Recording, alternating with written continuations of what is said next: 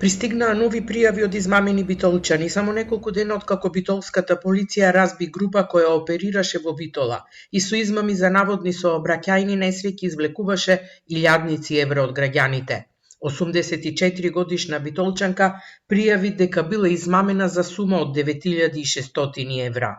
Според пријавеното, претходно лицето и се јавило, се представило како лекар и кажало дека незината ќерка се здобила со скршеници и било потребно да се направи итна операција за која треба да се плати.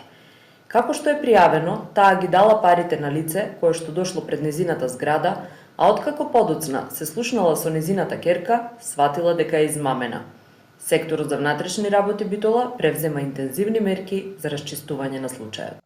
И вчера СВР Битола информираше дека 83 годишен битолчанец на ист начин бил измамен за сума од 10.000 евра. Случајно или не, двете оштетени лица живеат на иста улица во Битола. Полицијата на 22 февруари поднесе кривични пријави против 4 лица кои со вакви измами одзеле околу 60.000 евра од граѓаните. Дел од средствата задржувале за себе, а остатокот го предавале на лице во Бугарија. Двајца од осомничените се во притвор. Според истрагата, граѓаните биле прецизно таргетирани, а измамниците однапред ги знаеле имињата на нивните блиски за кои тврделе дека се повредени во сообраќајка.